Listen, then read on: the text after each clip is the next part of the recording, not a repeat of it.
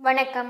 அமரர் கல்கி எழுதிய பொன்னியின் செல்வன் பாகம் 1 புதுவெள்ளம் அத்தியாயம் 32 பரிசோதனை. சின்ன பழுவேட்டரையரை கண்டதும் வந்தியத்தேவன் சண்டையை நிறுத்திவிட்டு அவரை நோக்கி வந்தான். காவலர்கள் எழுந்து ஓடி வந்து அவனை பிடித்து கொண்டார்கள். அவர்களை அவன் கொஞ்சமும் லட்சியம் செய்யாமல் 4 அடி முன்னால் நடந்து வந்து, தளபதி, நல்ல சமயத்தில் வந்தீர்கள். இந்த பக்கா திருடர்கள் என்னுடைய உடைகளை திருடி கொண்டது மட்டுமில்லாமல் என்னை கொல்ல பார்த்தார்கள். விருந்தாளியை இப்படித்தானா நடத்துவது? இதுவா தஞ்சாவூர் சம்பிரதாயம்? நான் உங்களுக்கு மட்டும் விருந்தாளி இல்லை, சக்கரவர்த்திக்கும் விருந்தாளி. சக்கரவர்த்தி சொன்னதை நீங்களும் கேட்டீர்கள்தானே? பட்டத்து இளவரசரிடமிருந்து ஓலை கொண்டு வந்த தூதன். அப்படிப்பட்ட என்னையே இந்த பாடுபடுத்துகிறவர்கள் மற்றவர்களை என்ன செய்ய மாட்டார்கள்? இப்படிப்பட்ட திருடர்களை நீங்கள் பணியாட்களாக வைத்துக் கொண்டிருப்பது பற்றி ஆச்சரியப்படுகிறேன். எங்கள் தொண்டை மண்டலத்தில் இப்படிப்பட்ட திருடர்களை உடனே கழுவில் ஏற்றி மறுகாரியம் பார்ப்போம் என்று சாரமாரியாக பொழிந்தான். 3 வீரர்களையும் ஒரே ஆளாக நின்று அடித்து புரட்டிய வீரனை பற்றிய வியப்பு இன்னும் சின்ன பழுவேட்டரையரின் மனதை விட்டு அகலவில்லை. இப்படிப்பட்ட வீரனை நாம் நம்முடைய காவற்படையில் சேர்த்து கொள்ள வேண்டும் என்ற ஆசை அவருக்கு அதிகமானது. எனவே அவர் சாந்தமான குரலில், பொறு தம்பி, பொறு. அப்படியெல்லாம் இவர்கள் செய்திருப்பார்கள் என்று தோன்றவில்லை. இவர்களை விசாரித்து பார்க்கிறேன் என்றார். நான் கேட்பதும் அதுதான். இவர்களை விசாரியுங்கள். விசாரித்து எனக்கு நீதி வழங்குங்கள். என்னுடைய உடையையும் உடமையையும் என்னிடம் திருப்பி வழங்குவதற்கு ஏற்பாடு செய்யுங்கள் என்றான் வந்தியத்தேவன். அடே, இந்த பிள்ளையை விட்டுவிட்டு இப்படி வாருங்கள். நான் சொன்னது என்ன, நீங்கள் செய்தது என்ன? இவன் மீது ஏன் கை வைத்தீர்கள் என்று கோபமாக கேட்டார் கோட்டை தளபதி. எஜமான், நீங்கள் சொன்னதுபடியேதான் செய்தோம். இவரை எண்ணெய் முழுக்காட்டி புதிய ஆடைகளையும் ஆபரணங்களையும் கொடுத்தோம். அறுசுவை உண்டி கொடுத்தோம். சித்திர மண்டபத்துக்கும் அழைத்து வந்தோம். இவர் கொஞ்ச நேரம் சித்திர மண்டபத்தில் உள்ள சித்திரங்களை பார்த்து கொண்டிருந்தார். திடீரென்று எதையோ நினைத்து கொண்டு இவருடைய பழைய உடைகளை கேட்டார். உடனே எங்களை அடிக்கவும் ஆரம்பித்தார் என்றான் அந்த வீரர்களில் ஒருவன். ஒரு சிறு பிள்ளையிடமா 3 தடியர்கள் அடிபட்டு விழுந்தீர்கள் என்று கூறி கோபமாக பார்த்தார். எஜமான், அரண்மனையின் விருந்தாளியாயிற்றே என்று யோசித்தோம். இப்போது கொஞ்சம் அனுமதி கொடுங்கள். இவனை உடனே வேலை தீர்த்து விடுகிறோம் என்றான் ஒருவன். போதும் உங்கள் வீர பிரதாபம், நிறுத்துங்கள். தம்பி, நீ என்ன சொல்கிறாய் என்று சின்ன பழுவேட்டரையர் கேட்டார். இவர்களுக்கு அனுமதி கொடுங்கள் என்று சொல்கிறேன். எனக்கும் அனுமதி கொடுங்கள். சோழர் குலத்து பகைவர்களோடு போராடி கொஞ்சம் நாள் ஆனது. தோள்கள் தினவெடுக்கின்றன. அரண்மனை விருந்தாளிகளை எப்படி நடத்த வேண்டும் என்று இவர்களுக்கு சொல்லிக் கொடுக்கிறேன் என்றான் வந்தியத்தேவன். சின்ன பழுவேட்டரையர் சிரித்து கொண்டே, தம்பி, உன் தோல் தினவை தீர்த்து கொள்வதை சோழ பகைவர்களோடே வைத்துக்கொள். சக்கரவர்த்தி நோய்வாய்ப்பட்டிருக்கும் நிலையில் இப்படி சண்டை சந்தடி ஒன்றும் உதவாது. அப்படியென்றால் என்னுடைய உடைகளையும் அதிலுள்ள பொருட்களையும் உடனே கொண்டு வந்து கொடுக்க சொல்லுங்கள் என்றான் வந்தியத்தேவன். எங்கேடா அவை என்று சின்ன பழுவேட்டரையர் கேட்டார். எஜமான், உங்கள் உத்தரவுப்படியே பத்திரமாக வைத்திருக்கிறோம் என்றான் ஒருவன். தளபதி, இவர்கள் எப்படி புழுகுகிறார்கள் பார்த்தீர்களா?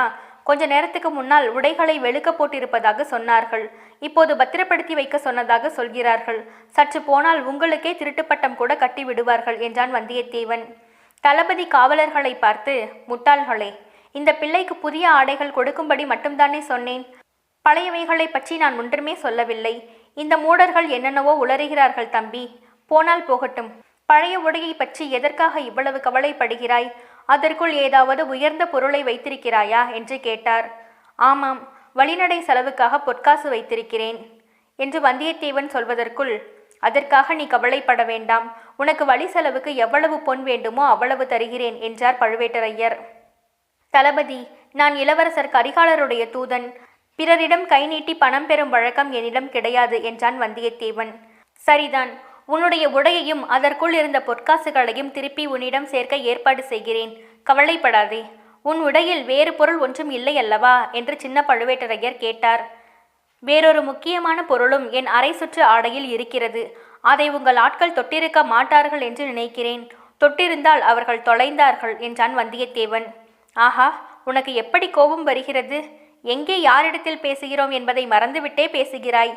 சிறு பிள்ளையாகிறதே என்று மன்னித்து விடுகிறேன். அப்படிப்பட்ட பொருள் என்ன என்று சின்ன பழுவேட்டரையர் கேட்டார். அதை பற்றி சொல்வதற்கு இல்லை தளபதி, அது அந்தரங்கமான விஷயம் என்றான் வந்தியத்தேவன். தஞ்சாவூர் கோட்டைக்குள் எனக்கு தெரியாத அந்தரங்கம் ஒன்றும் இருக்க முடியாது என்றார் பழுவேட்டரையர். இளவரசர் ஆதித்த கரிகாலர் என்னிடம் ஒப்புவித்த அந்தரங்கமான விஷயம் என்றான் வந்தியத்தேவன். இளவரசர் வடதிசையின் மாதண்ட நாயகர். அவருடைய அதிகாரம் பாலாற்றுக்கு வடக்கே செல்லும். இங்கே சக்கரவர்த்தியின் அதிகாரம் மட்டும்தான் செல்லும் என்றார் சின்ன பழுவேட்டரையர். தளபதி, புலிக்கொடி பறக்கும் இடமெல்லாம் சக்கரவர்த்தியின் அதிகாரம்தான், அதில் என்ன சந்தேகம் என்று வந்தியத்தேவன் சொன்னான். அதனால்தான் இந்த கோட்டைக்குள்ளே எனக்கு தெரியாத அந்தரங்கம் எதுவும் இருக்க முடியாது என்று சொல்கிறேன் என்றார் சின்ன பழுவேட்டரையர்.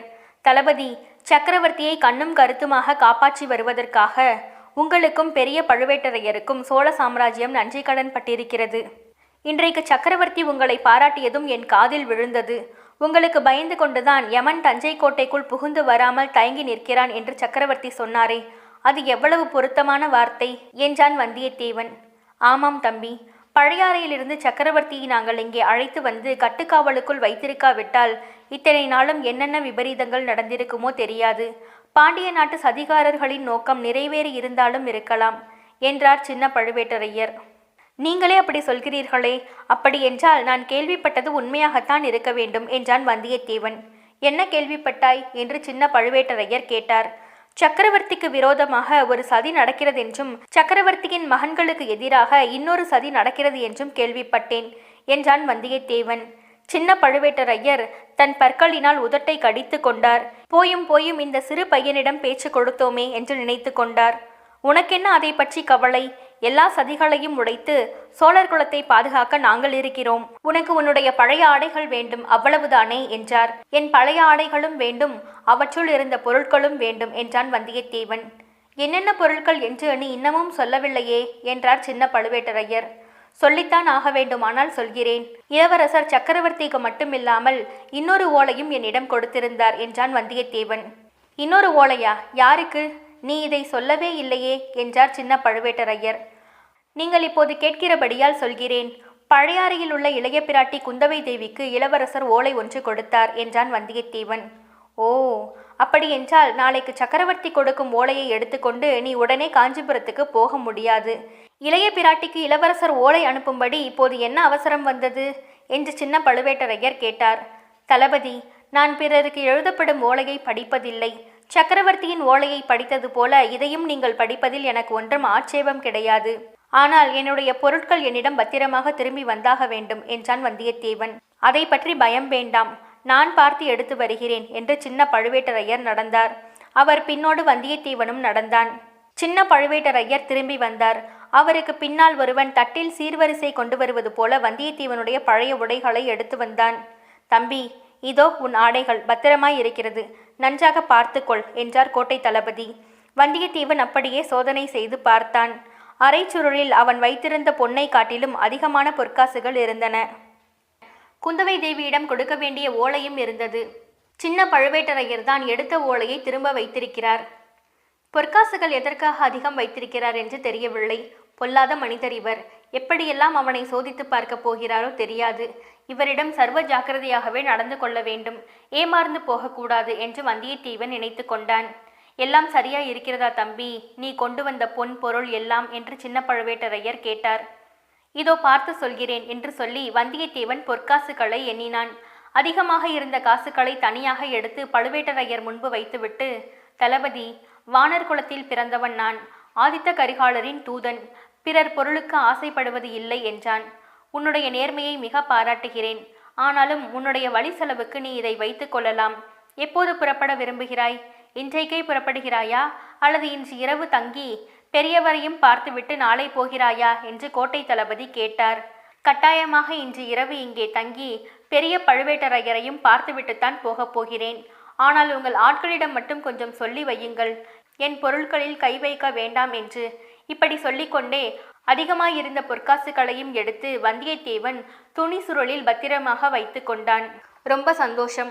உனக்கு இங்கே எந்த விதமான இடைஞ்சல்களும் இனிமேல் வராது. உனக்கு என்ன வேண்டுமோ தாராளமாக கேட்டு பெற்று கொள்ளலாம் என்றார் கோட்டை தளபதி. தளபதி, இந்த தஞ்சாவூரை சுற்றி பார்க்க வேண்டும் என்று எனக்கு ஆசையாய் இருக்கிறது.